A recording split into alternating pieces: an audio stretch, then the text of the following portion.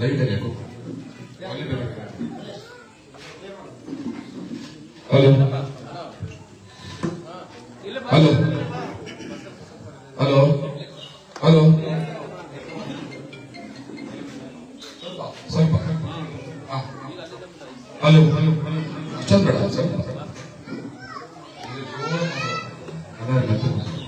Hello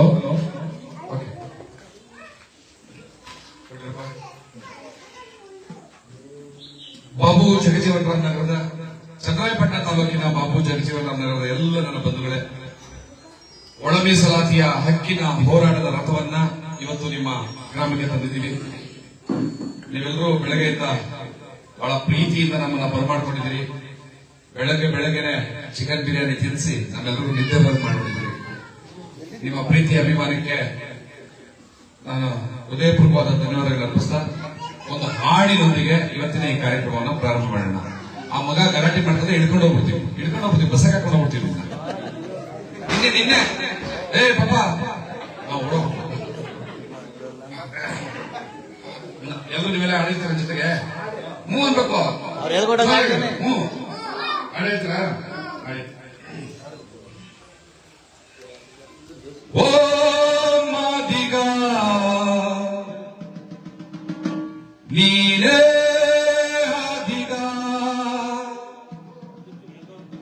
ಓ ಮಾದಿಗ ನೀನೇ ಆದಿಗ, ಓ ಮಾದಿಗ ನೀನೇ ಆದಿಗ, ಓ ಮಾದಿಗ ನೀನೇ ಆದಿಗ, ಓ ಮಾದಿಗ ನೀನೇ ಆದಿಗ, ಮಾದಿಗ ಮಾಡ ನೀನೇ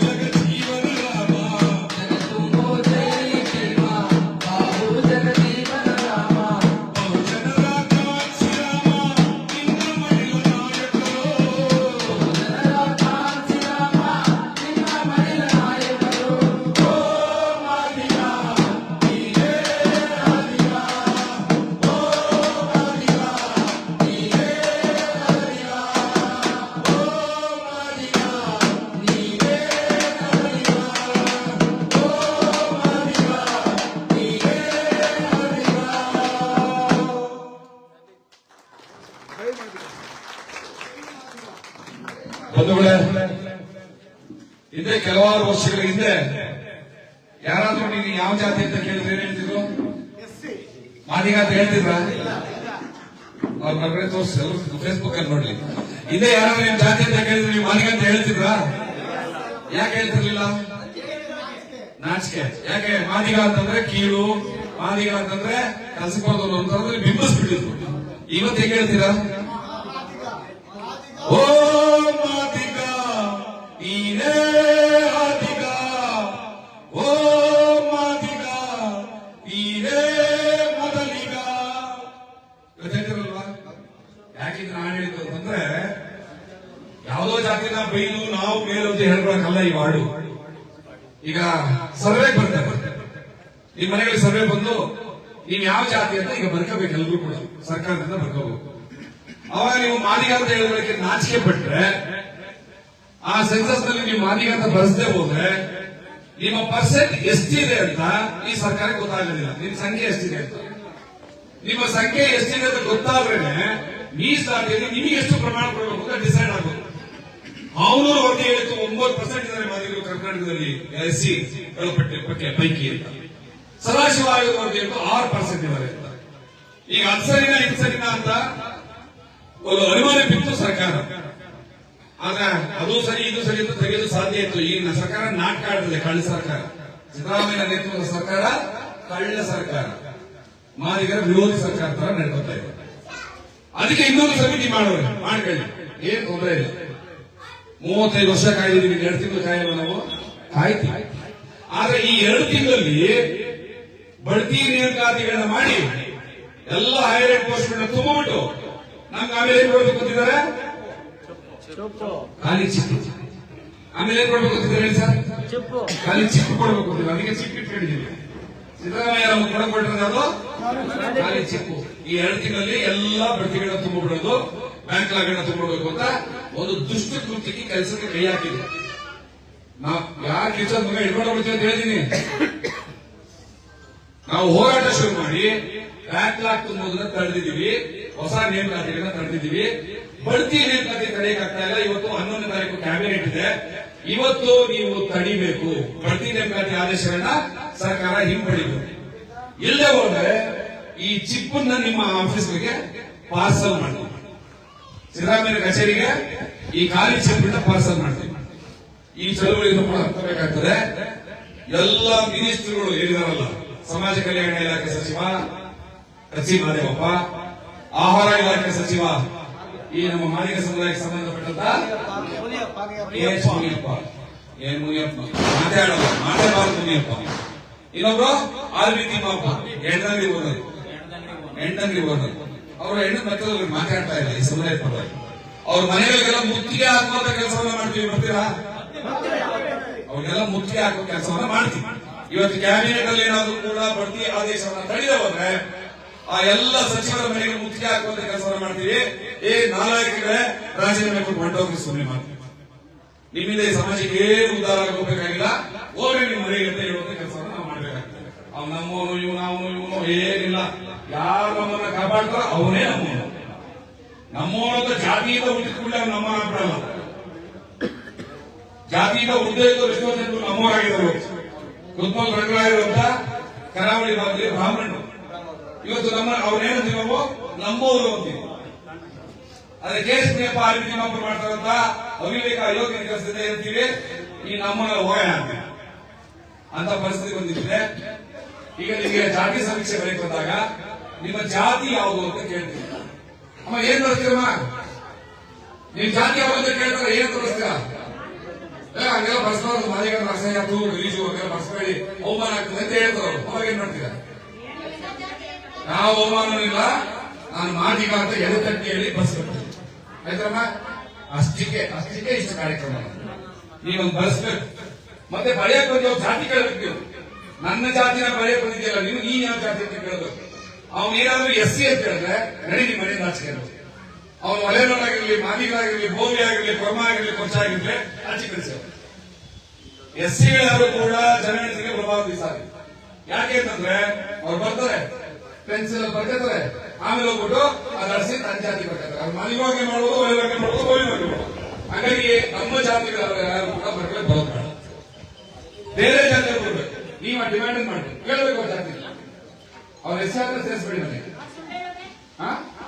ಸರ್ಟಿಫಿಕೇಟ್ ತಗೊಂಡ್ಬಂದು ಸರ್ಟಿಫಿಕೇಟ್ ಹಿಡ್ಕೊಂಡು ಬರ್ಬೇಕು. ಅವರು ಅವ್ರ ಆಧಾರ್ ಕಾರ್ಡು ಅವ್ರ ಕ್ಯಾಸ್ಟ್ ಸರ್ಟಿಫಿಕೇಟ್ ಹಿಡ್ಕೊಂಡು ಬರ್ಬೇಕು. ಅವರು ಅದು ಹಿಡ್ಕೊಂಡ್ರೆ ಬೆಳೆಯೋದು ಕೊಡಿ, ಇಲ್ಲ ಅಂತಂದ್ರೆ ಬೇಕಿಲ್ಲ ನೀವು ಬಸ್ಕೊಂಡು ನಡಿ ಅಂತ ಕಳಿಸಿ. ಹೋಗಿ ಕಂಪ್ಲೇಂಟ್ ಮಾಡಿ ನಿಮ್ಮ ತಹಸೀಲ್ದಾರ್.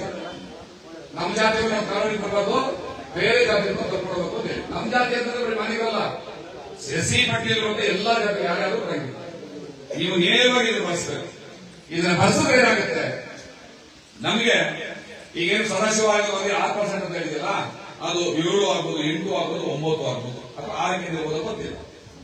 ಅಷ್ಟು % ಉದ್ಯೋಗಗಳು ನಮಗೆ ಸಿಗ್ತದೆ, ಅಷ್ಟು % ಬಡ್ಜೆಟ್ ಹಣ ಸಿಗುತ್ತೆ.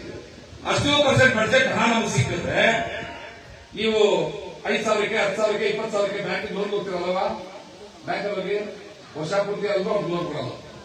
ಆದ್ರೆ ಈ ಹಣ ಬಡ್ಜೆಟ್ ಅಲೋಕೇಶನ್ 6%, 7%, 8% ನಮಗೆ ಸಿಗ್ತದೆ. ನೀವು 50 ಲಕ್ಷ ಕೋಟಿ ಒಂದು ಸಾಲ ಕೇಳಿದ್ರು ಕೂಡ ಕೊಡೋದಕ್ಕೆ ನಮಗೆ ದುಡ್ಡು ಇರ್ತದೆ.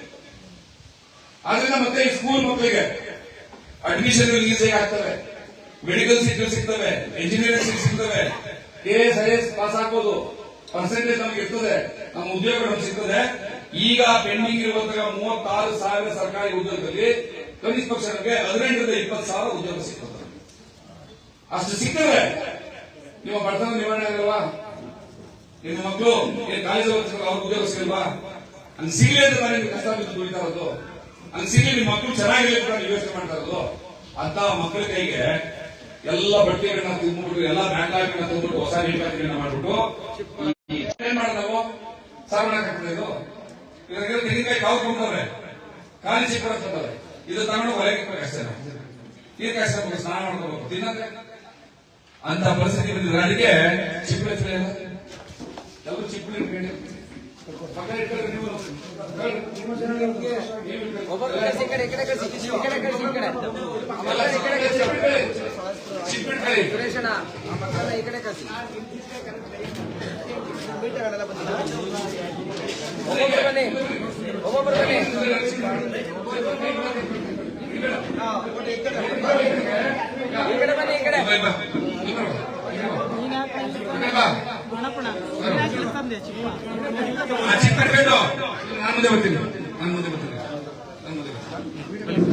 ಸಿದ್ದರಾಮಯ್ಯ ಇಂಥ ದುರ್ಗತಿ ಬರಬಾರ್ದು.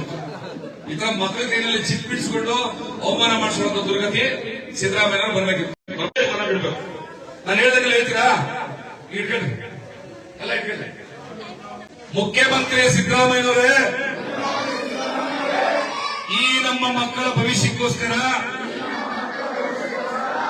ನೀವು ಆದಷ್ಟು ಬೇಗ ಒಳ ಮೀಸಲಾತಿ ಜಾರಿ ಮಾಡಿ, ನೀವು ಬಡ್ತಿಗಳನ್ನೆಲ್ಲ ತುಂಬಿ, ನೀವು ಎಲ್ಲಾ ಪ್ರಮೋಷನ್ಗಳನ್ನು ಕೊಟ್ಟು ನಮ್ಮ ಅಣ್ಣದಿರ್ದು, ನಮ್ಮ ಅಕ್ಕ ತಂಗಿಯರು ಏನ್ ಸರ್ಕಾರಿ ನೌಕರಿಲಿದಾರಲ್ಲ ಅವ್ರ ಕೈಗೆ ಈ ಖಾಲಿ ಚಿಪ್ ಕೊಡಬೇಡಿ. ಹಿಂಗ್ ಮಾಡಿ, ಅವ್ರ ಕೈಗೆ ಹಿಂಗ್ ಖಾಲಿ ಚಿಪ್ ಕೊಡಬೇಡಿ. ನೀವು ಮುಖ್ಯಮಂತ್ರಿ ಆಗಿರೋದು ಎಲ್ಲಾ ಜಾತಿ ಸಮುದಾಯಗಳಿಗೆ, ಈ ಮಾಲಿಗೆ ಸಮುದಾಯಕ್ಕೆ ಅನ್ಯಾಯ ಮಾಡಕ್ಕಲ್ಲ. ಮಾನ್ಯ ಸಮಾಜ ಕಲ್ಯಾಣ ಇಲಾಖೆ ಸಚಿವರೇ, ನಿಮ್ಮ ಕೆಟ್ಟ ಹಠ ಬಿಡಿ, ನಿಮ್ಮ ಅಹಂಕಾರ ಬಿಡಿ, ನಮ್ಮ ಮೇಲಿನ ನಿಮ್ಮ ಕೋಪ ಬಿಡಿ. ನಮಗೆ ಈ ಖಾಲಿ ಚಿಪ್ ಕೊಡಬೇಡಿ, ನಮಗೆ ಒಳ ಮೀಸಲಾತಿ ಕೊಡಿ, ಬಡ್ತಿ ತುಂಬಾ ಇರೋದನ್ನ ನಿಲ್ಲಿಸಿ, ಮತ್ತೆ ಇನ್ನೇನು ಹೊಸ ನೇಮಕಾತಿಗಳನ್ನ ಮಾಡಬೇಡಿ, ಬ್ಯಾಕ್ಲಾಗ್ ಹುದ್ದೆಗಳನ್ನ ತುಂಬಬೇಡಿ, ಎಲ್ಲಾ ತುಂಬಿಬಿಟ್ಟು ಒಳ ಮೀಸಲಾತಿ ಜಾರಿ ಮಾಡಿ. ನಮ್ ಕೈಗೆ ಖಾಲಿ ಚಿಪ್ ಕೊಡಬೇಡಿ, ನಮ್ ಕೈಗೆ ಖಾಲಿ ಚಿಪ್ ಕೊಡಬೇಡಿ. KH ಮುನಿಯಪ್ಪನವರೇ, ನಿದ್ದೆ ಬಿಟ್ಟೆದ್ದು ಬನ್ನಿ, ಈ ಖಾಲಿ ಚಿಪ್ ಕೊಡಿಸ್ಬೇಡಿ. KH ಮುನಿಯಪ್ಪನವರೇ, ನಿದ್ದೆ ಬಿಟ್ಟು ಆಚೆ ಬನ್ನಿ, ಈ ಖಾಲಿ ಚಿಪ್ ಕೊಡಿಸ್ಬೇಡಿ. ಆರ್.ಬಿ. ತಿಮ್ಮಾಪುರ ಅವರೇ, ಆರ್.ಬಿ. ತಿಮ್ಮಾಪುರ ಅವರೇ, ಎಣ್ಣೆ ಅಂಗಡಿಯಿಂದ ಆಚೆ ಬನ್ನಿ. ಆರ್.ಬಿ. ತಿಮ್ಮಾಪುರ ಅವರೇ, ಎಣ್ಣೆ ಅಂಗಡಿಯಿಂದ ಆಚೆ ಬನ್ನಿ. ನಮ್ಮ ಮಕ್ಕಳು ಸ್ಕೂಲ್ ಕಡೆ ನೋಡಿ. ಈ ಖಾಲಿ ಚಿಪ್ ನಮಗೆ ಕೊಡಿಸ್ಬೇಡಿ, ಈ ಖಾಲಿ ಚಿಪ್ ನಮಗೆ ಕೊಡಿಸ್ಬೇಡಿ. ಮುಖ್ಯಮಂತ್ರಿ ಸಿದ್ದರಾಮಯ್ಯನವರೇ, ಎಲ್ಲಾ ಬಡ್ತಿಗಳನ್ನ ತುಂಬಿಬಿಟ್ಟು ಈ ಖಾಲಿ ಚಿಪ್ನ ನೀವು ನಮ್ ಕೈ ಕೊಟ್ರೆ ನೀವು ನಿಮ್ ಸರ್ಕಾರ ನಮ್ಮ ಪಾಲ್ಗೆ ಸತ್ತೋದ್ರಿ.